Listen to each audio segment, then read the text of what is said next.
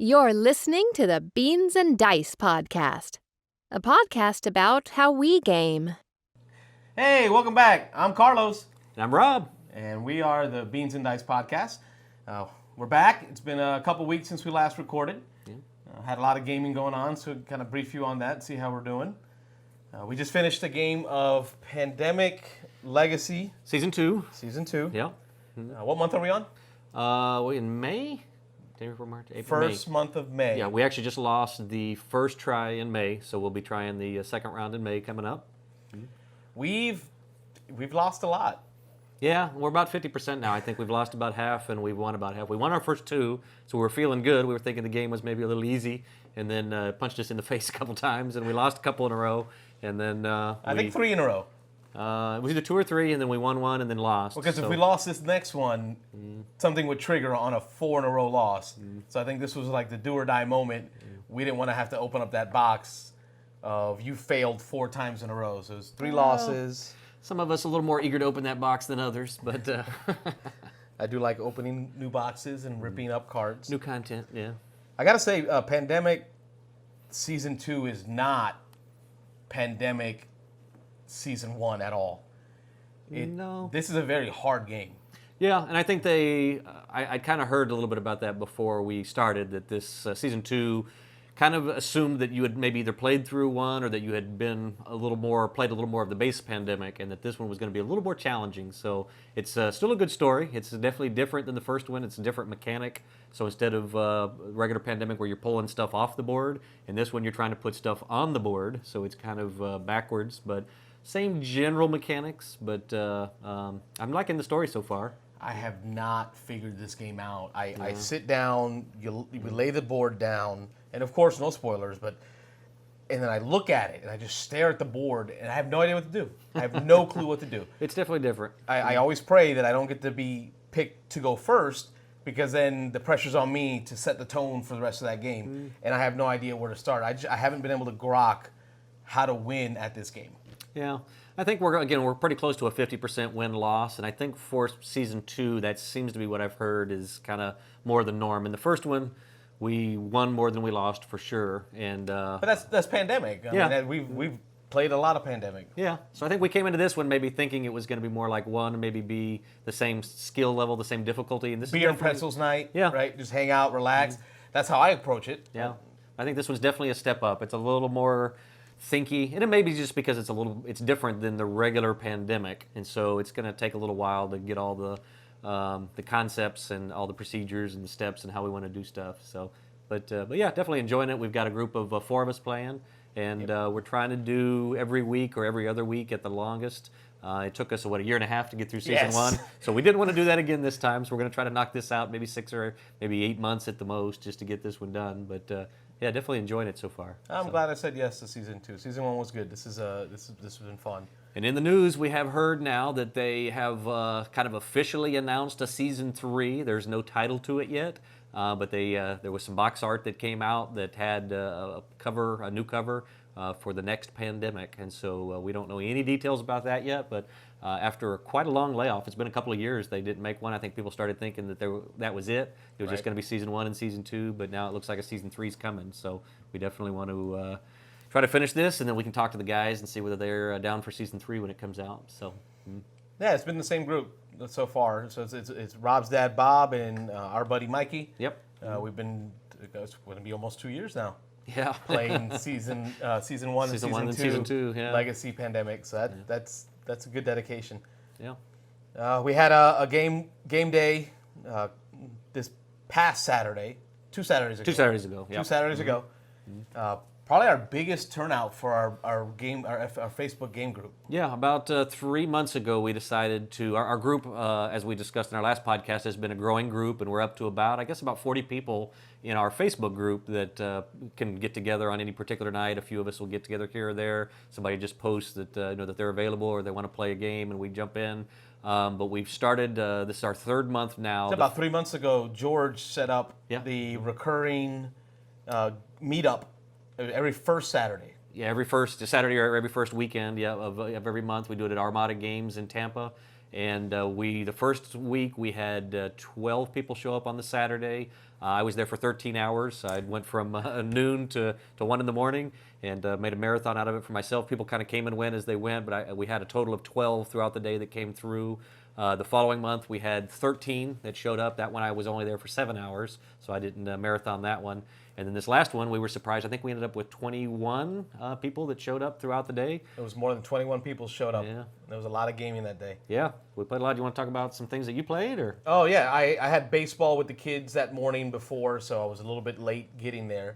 Apparently, there were already folks that had came and went by the time I ended up showing up.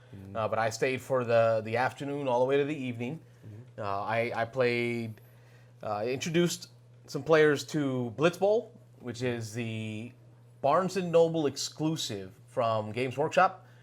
Blood Bowl is Game Workshop's fantasy football miniatures game, and Blitz Bowl is just a condensed version of it, more of a board game style. So I introduced some players to that.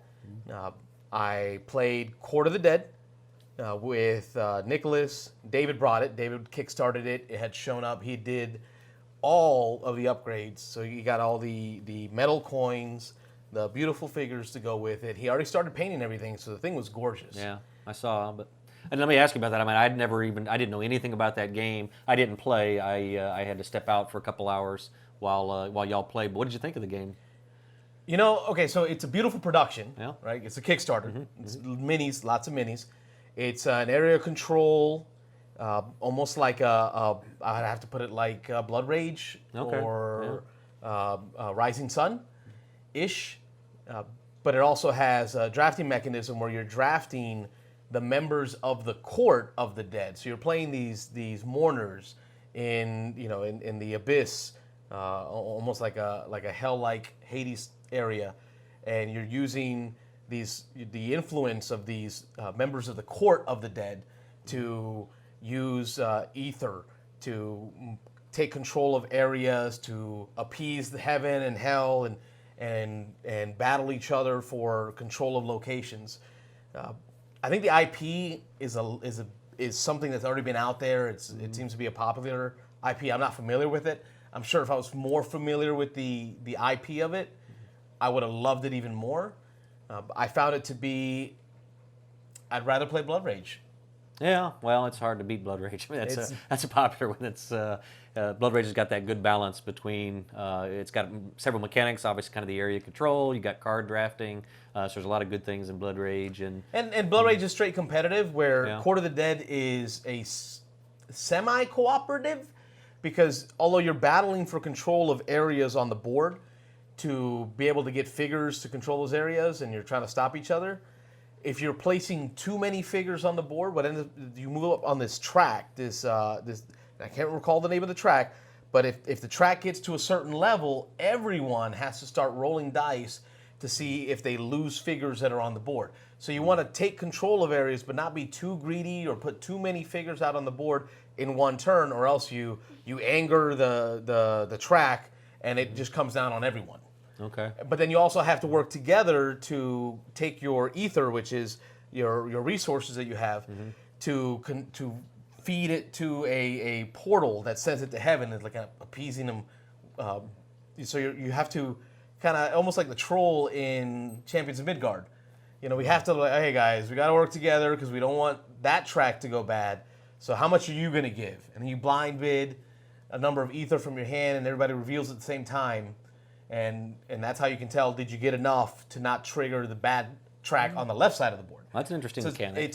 It's semi-cooperative, competitive, which was cool, but because I just couldn't get, I just didn't get drawn into the theme of it. I was wondering, there's definitely the possibility of that going on the adult side. I mean, did you find it to be dark and adult, or the pictures are a little dark in the sense of they're monsters or demons. There's little blood splatters on the hands and stuff. But I didn't find anything that was overly grotesque. The artwork was gorgeous, almost a Day of the Dead kind of a feel to it in the artwork. It was beautiful cards, large print cards. The figures were gorgeous. The tracks felt like a DJ, sliding the sliders up and down. I DJ'd for years. Then that's how I got my wife through college. So it really felt like I got this little spinny dial, and then I had this little sliders, and it was interesting feeling, but it just didn't click for me. It reminds me, you haven't played yet, but Cthulhu Wars is kind of like that. You got big monsters, and you've got little worshippers that are on the board, kind of doing your bidding and stuff. And it sounds kind of similar to that, but not with the dials and all that. So interesting. Yeah, Court of the Dead. I think the cool part that's different than Blood Rage is you can introduce a newer gamer to it. They're not going to have a detriment for not drafting well. And what I mean by that is you're drafting actions. Yeah. So that each member of the court provides a different action, and on your turn you can play a card to trigger that action of that member of the court.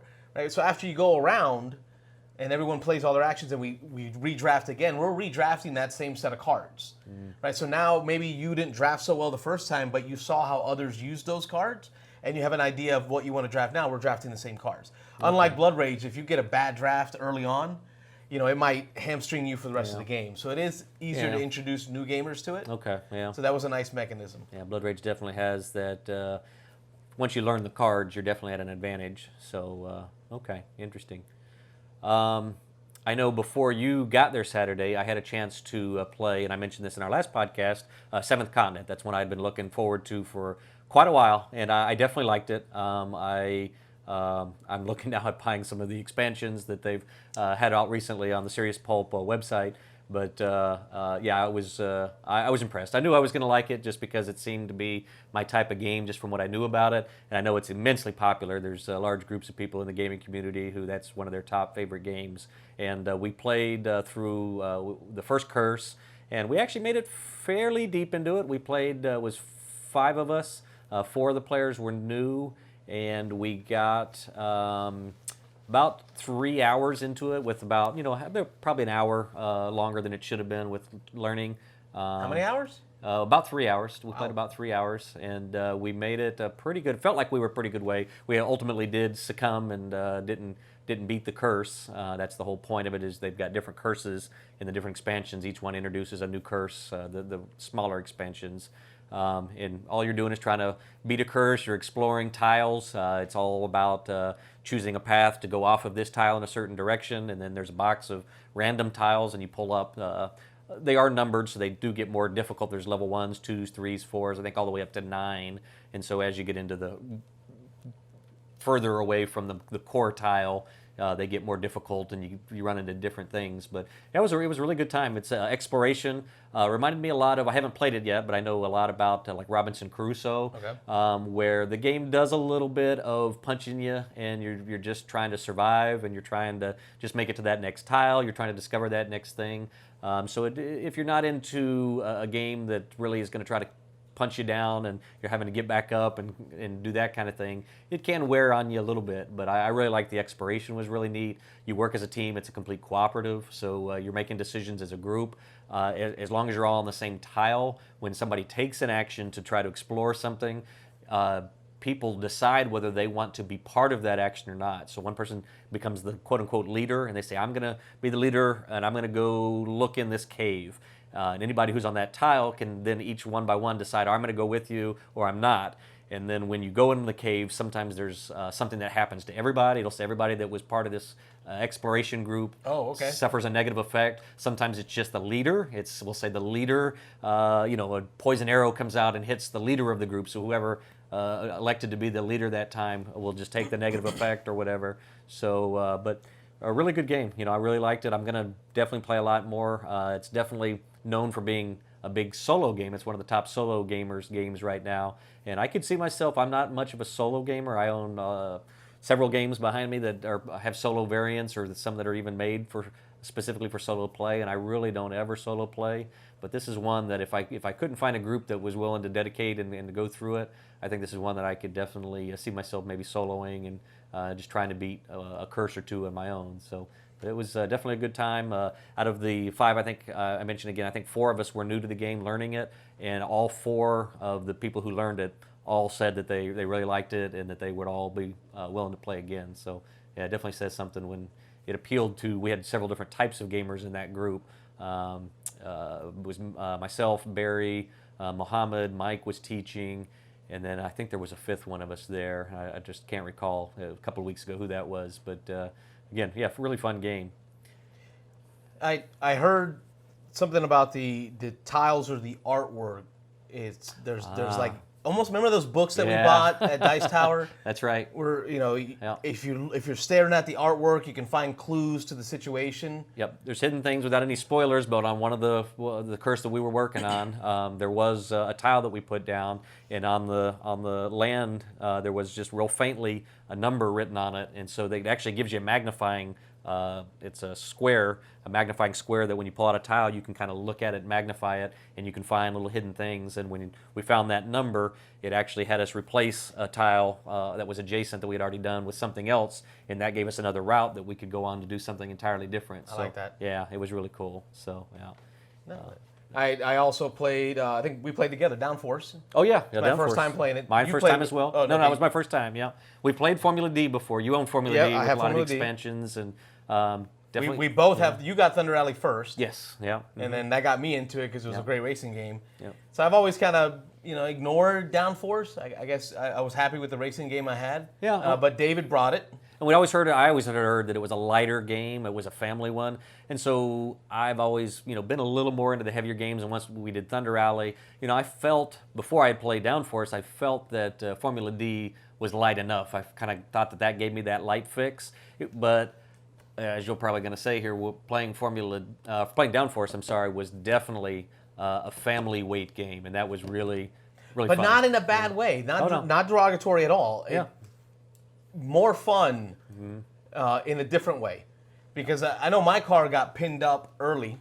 Yeah. So I could not get around the other cars, but the ability to bet on other people's cars to score points really allowed me to stay in the game. Whereas in Downforce and even Thunder Alley, I'm sorry, in Formula D and in Thunder Alley, when you start to lose, you really kind of take your head out of the game. So just for those who haven't played, in Downforce, you do have a car that is your car that you draft at the beginning of the game. But as you said, if your car gets into a bad situation early or anytime during the race... There's 3 stages in the race. Right. And at each stage, you're going to write a bet down on a car that you think is going to win. Right.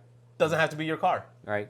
So you have a little bit more control over your car, obviously, than all the others. But when you play cards, they have colors on them. And when you play a card, you're going to play colors that probably that try to benefit your car. But when you play a card, it's got multiple different colors and it has different distances. You have to move the different cars. And so sometimes to get your car to move 5 spaces, you may have to play a card that also moves the blue car 3 spaces and the yellow car 2 spaces and the black car maybe 6 spaces to get yours to go 5. And so there's this constant battle of maybe trying to bump up the cars that are in last place with better moves so that you can move yours ahead of the other cars. But then everybody's trying to do the same thing. So everybody's trying to bump theirs back and forth or whatever. So, but yeah, it was a fun game. I definitely agree that it wasn't light in a bad way.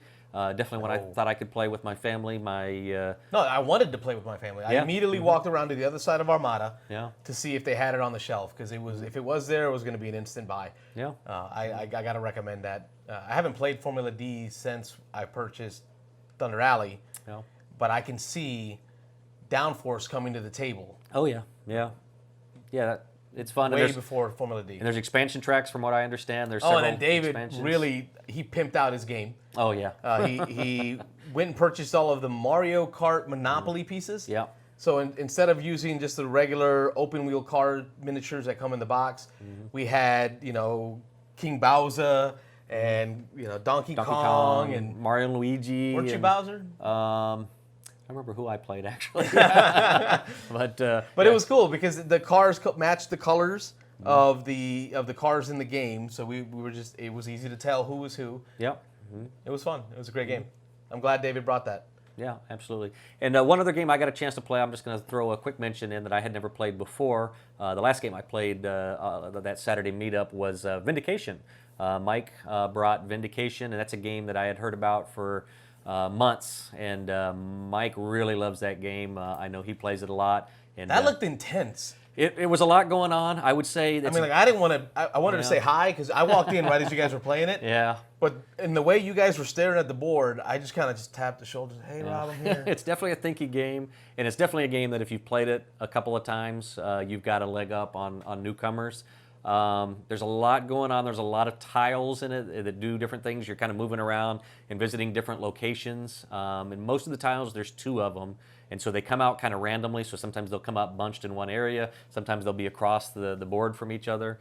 But you're doing different things. You're kind of picking up things here and moving them over here to cash it in to What's the theme? to buy What's the cards. story? What's the, you know me, I'm a theme player. Yeah, it's... Who do I play when I play that game? You're playing... Well, that's a good question, to be honest. I didn't get too much into the theme. You're thinking so much about what you're doing. The theme kind of took a back seat to it. But your characters, I don't know how else to, avatars, your characters, you're going Okay. around. And on the outside of the board, there are different traits. There's one that's like strength.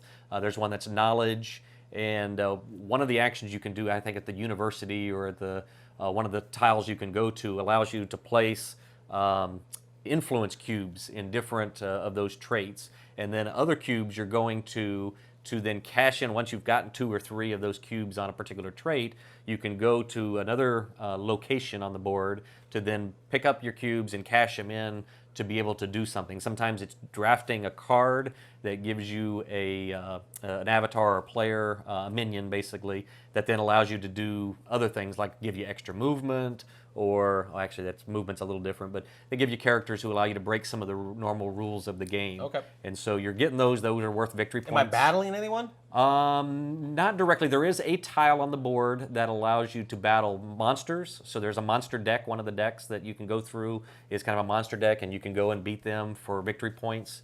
When you're drafting these other people, you get victory points. One of the aspects is you can take control of locations. One of the things you can do is place a control cube on somewhere that you've just visited. Or if somebody else is already there, you can pay 2 cubes to kick them off and put your cube on. Only one person can control an area, but then if somebody else comes and uses your location, Right. they then have to pay you to a little bit to you get some kind of advantage Okay. for them using it. So it's definitely an area. There's a little bit of area control in it. There's a little bit of resource management, moving resources around. There's a way you can get some victory points by quote unquote vindicating your hero, your character, which is moving some cubes from one area of your board to another. And then there's a lot of cube management. One of the biggest mechanics is moving these cubes around and then picking them up, and you have to get them into a certain pot to then be able to put them on the board. When they come off the board, they go back into another pot, then you got to do actions to move them over. So it's a lot of juggling, that kind of stuff. And that's probably why a lot of us were either looking at our board, trying to figure out how we were going to move our cubes on our board, and then you're looking at the main board, figuring out where do I need to go to do these actions to get points. So, but it's definitely a thinky game. So I can see from the outside watching a bunch of people brought just that stare one? at the board. That was Mike. Mike? Mike, yeah, brought that. And I had never played it. Like I say, he's been playing it a lot. He had never played with, I believe we played that with 5. We played that with Lonnie. There's a couple other guys who played. I believe Muhammad played that. And then there was at least one other. And yeah, it was a good time. Again, that was another one that we all enjoyed, but it's one of those that when you're done, everybody kind of just sat there for a minute thinking, oh, okay. 1,000-yard stare. What just happened here? How could I have done that better? And how could I brain's have gotten fried. more points? So, yeah, but it was definitely a fun game. Yeah. Speaking of Lonnie, I finally got to get 878 Vikings to the table. Yeah. We did just a 2-player game. I know it's best at 2v2, but Lonnie and I really wanted to get the rules down before we bring someone else into the game. And I'm so excited about that game after playing it. I know I talked about it being light, right? I had mentioned it being light, but not in a negative way. You know, light where I felt like as a war gamer, I'm playing it and I'm thinking to myself, there's got to be more rules to this. What am I missing? And then when we jump back into the rule book, I find, no, I'm not missing anything. It is just this simple. And after a while, I just got to be able to play the game without thinking about the rules of the game. And Lonnie and I went back and forth, taking cities and giving. So 878 Vikings is a dudes on a map game by Academy Games. Academy Games does a lot of historical based even combat war games. One of my favorites that they do is Conflict of Heroes. It's a great series. You've played that with me before. Yeah. But this is in their the 878 series, which is 1775 is another one that Yeah. they do. There's the Invasion of Canada. There's that one as well. Is another one in the same system. Okay. So it's all in the same system. Where in this game, you got a map. It's separated in territories. You're going to have dudes, little figures, and you're going to sprinkle them across the board as you try to take territories. One side has to get so many cities before a certain point in the game, while the other side has to keep the other player from getting that many cities. As the Viking player, my goal was to land on the shores, and then each turn I would be able to land a new hero. That hero would land on adjacent to a sea space. Right now I have an invading army, and I would take that army and I'd have to move forward to take a shire or a territory, and if you had British figures there, I would have to battle them and then continue pushing inland. And then on the British player's turn, they would be able to reinforce any cities that they have on the board by adding models from the reinforcement each turn, and then start to defend against me. I think the difference that I had was I had control of where to strike because I got to choose where I landed my armies. Yeah. Whereas he didn't know what to defend. So Lonnie really had a lot of figures on the southern part of England, defending a lot of that area. And I chose to strike north and then take control of all of the northern regions and then work my way south. It ended up being a very close game. Came right down to the wire. Who won? I ended up winning. Oh, It was okay. great. Yeah. Vikings win. And And it was it was great because there's these cards that throw in events. Right? So I played an event card where one of the kings or one of the leaders of one of the shires for the British is a traitor who was really a Viking plant, and I got to swap out figures from Lonnie's side to my side, and that allowed me to take the territories I needed to infiltrate and take another city to finally win on the last turn. It was great. It was a lot of fun. I can't wait to do a 2v2. Yeah, I can say I've heard it's kind of made as a 4-player game. You definitely can play one-on-one, but and I guess the part of that is that each of the sides has about half the forces, half of the cubes as one color and half as another, and so you can actually, like the Vikings on their turn, they can move in with 2 different factions, 2 different colors of the Viking cubes, and then the 2 individual players actually get to roll their own dice in that battle. So depending on how many of your Viking guys were there, how many of my Viking guys were there, we each can roll those dice against whoever we're attacking. So that's a very interesting aspect to it because if you and I are the Viking players, so we're friends, Yeah. you control the red Vikings, which are the barbarians, and I have the black Vikings. As long as that army on the board contains any one of your figures, you have the ability to control that army. So it might be your turn. yeah, You have a decision to make, and I'm watching you control one of my armies because maybe you had one red figure in there, but the rest are all black, right? They're all my figures, my Norsemen, but because you had one barbarian in there, it allows you to take control of that army and do something with it. So it's I can't imagine what that's going to feel like to say, okay, I put together this big old Norse army, and I'm moving it forward, and now I'm watching you do something with it. When I was like, you know, Rob, I think had a different plan. I had a different plan for that army. Yeah. But we're teammates. Yeah. That's going to be interesting. I'm looking forward to that. I really wanted to play that. I think we mentioned in the last podcast that I had kind of turned you on to that one because I'd seen some reviews of it, and I saw a playthrough with the guys from the Dice Tower. Tom and Sam played each other just as a 1v1, and I thought it looked really good. Knew it was up your alley with wargaming and stuff. I'm not as much a wargamer, but it seemed like it was light enough, and it looked like they were having a good time with it that I'm really looking forward to playing. I know Lonnie taught it to Barry, I heard also, after y'all played, and Barry was on our chat raving about it, saying that he couldn't wait to play again. So definitely one that we'll have to get the guys together and play. So. I'll bring it with me Sunday, just in case it can make it to the table. Yeah, cool. So that's the plan. Yeah. Speaking of Sunday, that's our Crokinole Championships. Yeah, first annual, huh? October 20th, we're going to do the Crokinole Championships here in at Armada.